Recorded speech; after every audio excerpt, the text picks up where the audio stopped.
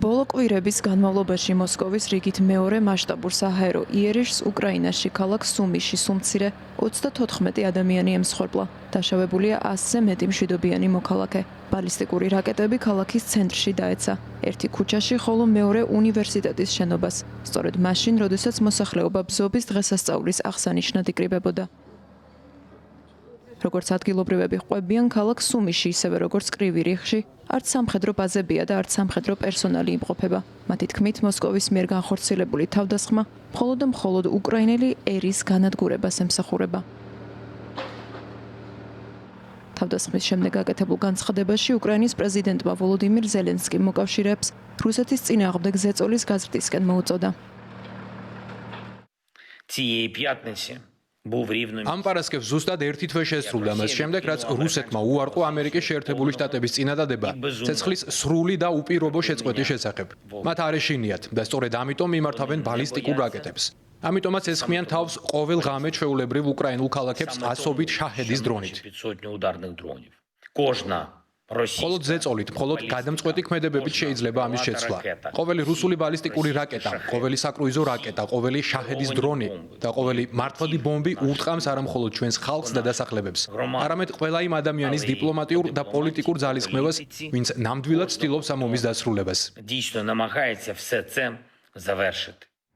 ქალაქ სუმიზე მოსკოვის სარაკეტო თავდასხმას ამერიკის შეერთებული შტატების პრეზიდენტმა დონალდ ტრამპმა საშინელება უწოდა, თუმცა უშუალოდ რუსეთი არ უხსენებია და მიანიშნა, რომ თავდასხმა შეცდომით განხორციელდა. საშინელებაა, როგორც მითხრეს, ეს შეცდომით მოხდა. მთელი ეს ომის საშინელებაა. ამ ომის დაწყება ძალაუფლების ბოროტად გამოყენება იყო. ჩვენი ქვეყანა ამ ომის დაწყებას არასოდეს დაუშვებდა. მე რომ პრეზიდენტი ყოფილიყავი. მილიონობით ადამიანი, რომელიც ახლა ცოცხალი უნდა იყოს, მკვდარია. მთელი უკრაინის გარშემო ნადგურდება ქალაქები. მთელი კულტურა განადგურდა. ან სულ მცირე ძალიან დაზიანდა. დაინგრა მსოფლიოში ყველაზე ლამაზი სამლოცველოები და ეკლესიები. მაგრამ რაც მთავარია, მილიონობით ადამიანია მკვდარი. დაფიქრდით ამაზე. სწორედ ესაა გაყალბებული არჩევნები. ეს რომ არ მომხდარიყო, ომი უკრაინაში არასდროს დაიწყებოდა. გინდა თქვათ, რომ ეს უნებლიეთ გააკეთეს? მათ შეცდომა დაუშვეს. ჯერა ასე მოხდა. სუმიზე განხორციელებულ თავდასხმას გამოეხმაურნენ ევროპელი ლიდერებიც. მათი თქმით, მოსკოვის ბოლო იერიში დასტურია იმისა, რომ ვლადიმირ პუტინს ომის დასრულება არ სურს და ამიტომ საჭიროა მისი იძულება ბრძოლის შეწყვეტის მიზნით. ყველაზე სასიკვდილო თავდასხმების მოწმენი ვხდებით. იღუპებიან მშვიდობიანი მოქალაქეები. უკვე ერთი თვე გავიდა მას შემდეგ, რაც უკრაინა დათანხმდა ცეცხლის უპირობო შეწყვეტას, ხოლო რუსეთისგან ამის სურვილს ვერ ვხედავთ. აშკარაა, რომ საჭიროა უკრაინას მეტად დავეხმაროთ.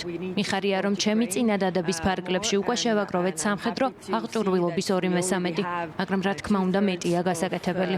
ევროპის ქვეყნები შეთანხმდნენ 23 მილიარდი ევროს დახმარების პაკეტზე. ეს გასულ წელს გაღებულ თანხაზე მეტია, მაგრამ ამასთან აუცილებელია გავზარდოთ ზეწოლა რუსეთზეც, რათა მან შეწყვიტოს ეს ომი. ამ შაბათ-კვირას ბზობას უკრაინაში ომის სისასტიკემ პირქს მიაღწია. სუმიში, ქვეყნის ჩრდილო-აღმოსავლეთში მშვიდობიანი მოქალაქეები ორჯერ გახდნენ ვლადიმერ პუტინის რაკეტების სამიზნე. ეს ადასტურებს ვლადიმერ პუტინის ზიზღს მშვიდობიანი მოსახლეობისა და ომის კანონების მიმართ. მაშინ, როდესაც უკრაინა თვეზე მეტია, რაც ცეცხლის შეწყვეტას დათანხმდა, ვლადიმერ პუტინს ამ მიმართულებით მოქმედების არავითარი სურვილი არ გააჩნია. ასე რომ, საჭიროა იგი იძულებული გახდეს შეწყვიტოს ბრძოლა.